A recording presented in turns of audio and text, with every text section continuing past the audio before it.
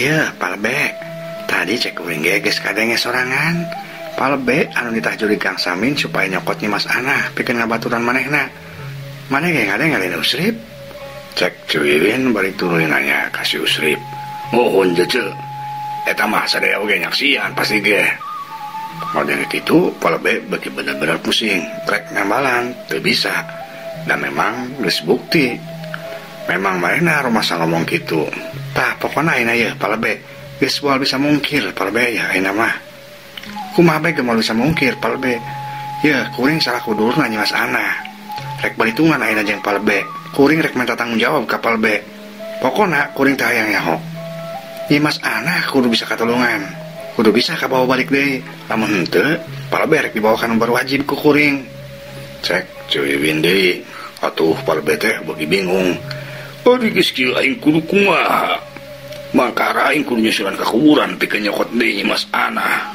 heuruh meureun deui Mas Ana anu kabawa tapi aing teu bisa balik deui gerentas palebe katempo ngaulang bingung nu sajeuna oge kabeh mencrong ka palebe tuluy tua kampung silireret jeung Pak RT Mang Oman katut Mang Boil untung ulah mah teu ngomong kitu nya patua cek Mang Boil nyeletuk ngomong bener eta mah kudu jadi tanggung jawab palebe sorangan ji kuring mah teu dipilueun Mang Oman oge ilu ngomong teu bisa kabehan waya di dieu kudu ilu tanggung jawab lantaran basa palebe keur ngomong kitu teh ieu kabehan area nyaksian tapi unu nyaram kan namun henteu ilu neangan pokona kabehan ge rek dilaporkeun kana berwajib cek Cuwiwin tegas atuh ngadeng omongan Cuwiwin kitu mah kabehan oge jadi pada ngaulang beuh cilaka aing geuning jadi kababawa padahal sidik ngomongnya sobakeun Mas Ana teh pan palebe tua kampung legerentas Pak RT Mang Oman jeung Mang Boil rek ngap nyarita tapi langsung ditempas ku Cuwiwin sok lamun ayeuna wani nyarita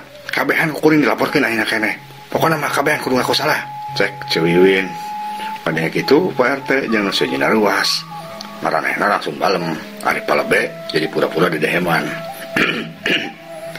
dah kitu adil Cuwiwin jadi lain kuring bae nu disalahkeun teh kabehan oge salah kuring satuju ari kitu mah geus kajian teu naon kuring tanggung jawab tapi kabehan cek palebe jadi manehna teh pusing-pusing teuing lantaran anu kudu tanggung jawab cek Cuwiwin teh nya lain saukur manehna tapi nu sajeuna sarua kudu neangan di Mas Ana anu cenah dibawa ku jurig teh ari Cuwiwin tuluy ngararet ka si Usrip ayeuna tugas urang geus beres Usrip hayu urang balik cek Cuwiwin hayu ceuk leres pisan eta teh ceuk pokona palebe sareng sanesna pada tanggung jawab tuman pisan ceuk tembak si Usrip bari jebi tuluy indit nuturkeun Cuwiwin tapi sanes rada jauh Cuwiwin ngarendek eureun si Usrip eureun hampir bae nabrak Cuwiwin lantaran Cuwiwin eureun ngadadak kunaon Cuwiwin atuh geuning eureun di dia aduh hampir bae katabrak ku kuring carekan di bae kena tanya si Usrip maneh mah boloh pisan Usrip boloh teh beakeun ku sorangan kami mah teh percaya ye ka palebe jeung sejeuna teh atuh teras kudu kumaha ceuk cuang elik deui intip kami hayang nyaho kumaha katakna palebe jeung sejeuna lamun manehna teu harindit atawa baralik ka imah keun rek digawean pisan ku kuring mah kapok kumaha cara ngagawean aja ceuk geus kumaha kami bae maneh mah tuturkeun bae Usrip tembal Cuwiwin balik tuluy leumpang balik deui ka tempat palebe jeung sejeuna tadi tapi leumpangna rada kaketepan ayeuna mah si Usrip nuturkeun manehna oge sarua leumpangna teh mah dijejengkean tapi keur kitu di hareupeun Cuwiwin aya nu ngorosak atuh Cuwiwin teh runcat ka tukang aduh tolong ceger nabrak si Usrip kubrak si Usrip nangkarak katindihan ku awak Cuwiwin si Usrip hudang aduh iya berat itu aduh resep lebih berat cek si Usrip bari ngadorongkeun awak Cuwiwin hudang dah salah kadar bangkawara ngareuwas beka aing cek Cuwiwin bari ngeprukan bajuna untung teh kejadian eta teu kadengen ngopalebe jeung sejeuna Cuwiwin terus lempang deui ka katepan si Usrip nuturkeun kada si Usrip ulah sampai katabrak ku aing sia menreuwas cek Cuwiwin bari lempang si Usrip teu nembalan ngan suku nepak tarang sanggeusna deukeut ka tempat palebe tadi kuliwat Cuwiwin nguliwat ka nu seuni tuluy di dia maranehna ngarawaskeun ka palebe sabaraha kanca.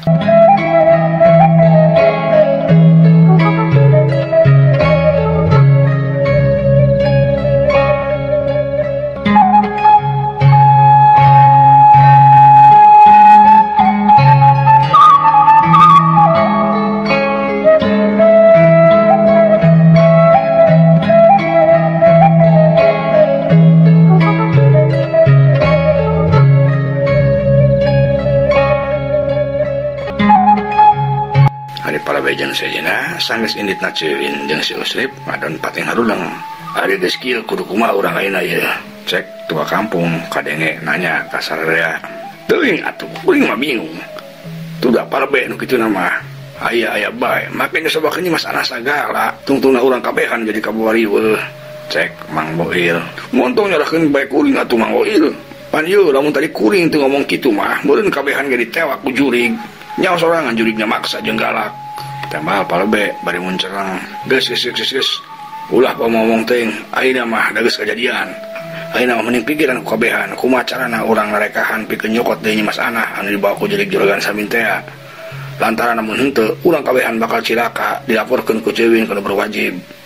Cek tua kampung. Hari dikitukeun ke tua kampung wajib kabehana cempe. Katempo deui jadi pating harulang siga keur malikir.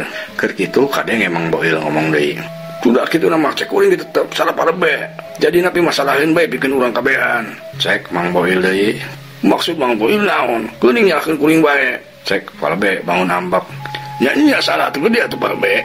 Coba lamun parebe ngomong ka diriwat teh. Harita ulah Mas Anah nu sida di bawah tapi ciwiwin. Keun bae mah bawel kitu. Meureun urang teh aman. Moal kudu neangan Mas Anah. Cek Mang Boil. Omongan Mang Boil gitu teh tangtuna wae kadengieun ku Ciwiwin anu keur ngintip. Ciwiwin mending ambekeun, beungeutna langsung beureum. Dasana nu sunjung si Boil. Kalau boga pikiran aing kudu disebakeun. Ieu manusia teh bener-bener kudu diberi pelajaran ku aing ieu.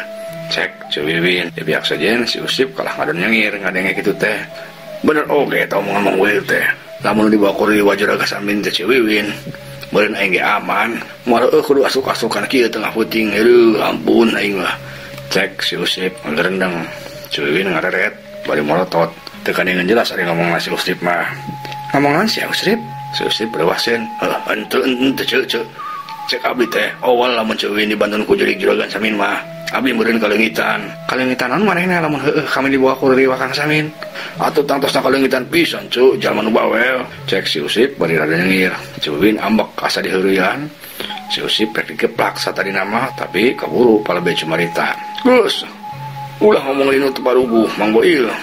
Di kumaha-kumaha ge urang kabehan kudu tanggung jawab. Urang tetep kudu bisa nulungan Nyi Mas Anah. Da kumaha-kumaha ge Nyi Mas Anah teh warga urang.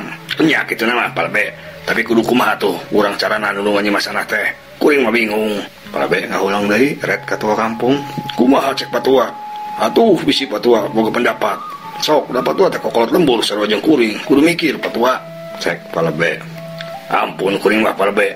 Kuring mah teu ngarti kudu masalah nu kitu mah. Tembal tua kampung. Palabe ngareret ka Pak RT. Cik, bisi Pak RT boga bolongan. Pak RT gogodeg sarua. Kuring oge poekeun anu kitu mah palabe. Tembal Pak RT. Kabehana ngahulang bingung deui bae. Tapi lila mah celetuk Mang Uman ngomong.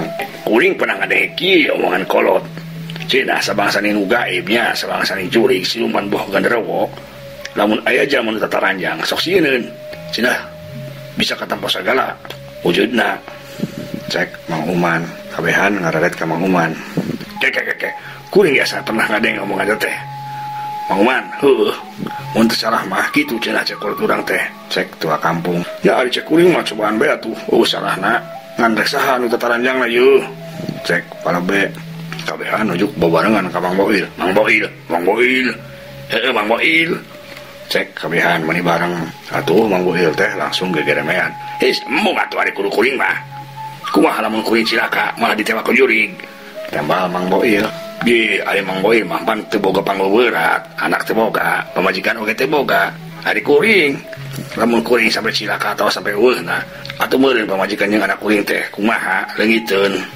Nu ngurus. Cek Pak RT. Lah, gampang atuh Pak RT. Lamun Pak RT maot mah kajeun kuring nu tanggung jawabna, kayak ku kuring Bu RT na dikawin.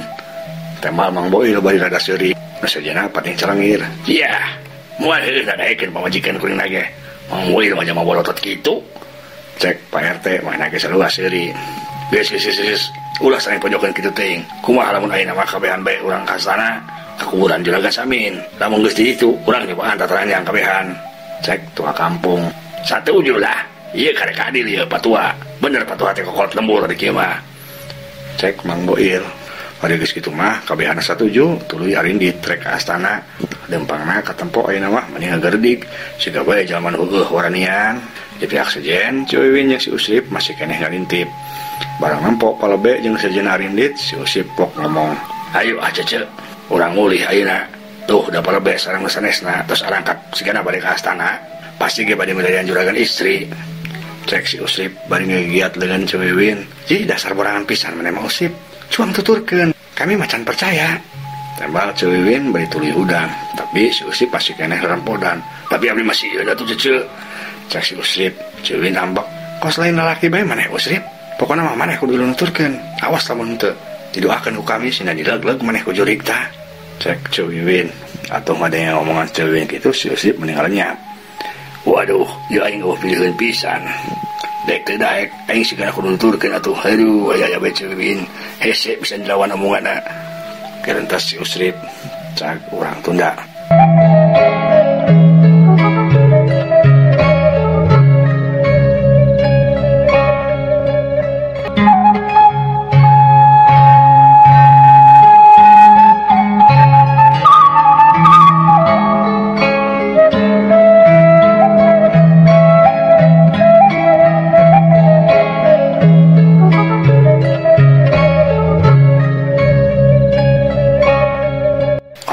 keayaan geus beuki peuting suara anjing babaung jeung angin anu gelebuk kadenge manisah tatangkalan pating pelenod daun-daunan rabeng sorana ngaguruh mata kukurayeun dina kaayaan kitu di saluhur lembur katempo aya nu kakalayangan katempo bodas-bodas hibar ngudelingan lembur eta kajadian dibarengan ku sora anu cicirihilan jeung sora anu ngabarakatak seserian si horeng anu kakalayangan teh jurig juragan samin anu hibar bari mamangku nyimas ana anu ayeuna dina kaayaan teu sadar eta makhluk katempo bolak-balik teu puguh kanu dituju si goreng ti barang buahna dipaling ku si cungkring jeung si bugal teh ririwa juragan samin teh bener-bener katalimbang teu nyaho tempat pangbalikan teu nyaho tempat padumukan wah aing lieur di mana di padumukan aing lieur cek sora ririwa juragan samin Kata Riwa terus siber peputaran, geus ka kulon, geus ka wetan, geus ka kaler, geus ka kidul,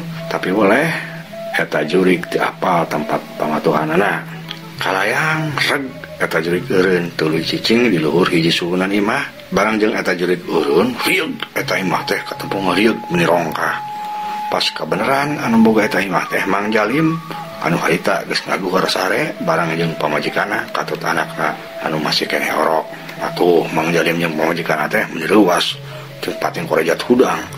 Bapana eta ieu bapana. Cek pamajikan Mang Jalim bari muntang kana awakna. Can ge Mang Jalim nimbalan ujug-ujug cirihil kadenge sora anu cirihilan di saluruh jiwa. Disusul ku sora anu ngagak-gak seserian jeung sora barudak anu pating cerewet. Atuh Mang Jalim jeung pamajikanna teh mending ngadeg bawa kating ku soak. Jurig, tulung. Cek pamajikan Mang Jalim bari tuluy langgerak bae kapiuhan dina hadapeun suku Mang Jalim. Sedengkeun Mang Jalim oge katempo soak, sungut calawak, tuur nyorocod, rek ngomong sora teu bisa kaluar ngan saukur bulebab-bulebab teu puguh. Keur kitu rieg karasa deui imah teh asa ngarieg deui malah beuki rongkah. Kitu deui sora nu cicirihilan kadenge beuki tarik. Ngan waktosna seet, ieu dongeng karangan pribados Kang Abun Burhanuddin. Hapunten kakiranganna, mugia katampi kalian kabingahan. Assalamualaikum warahmatullahi wabarakatuh.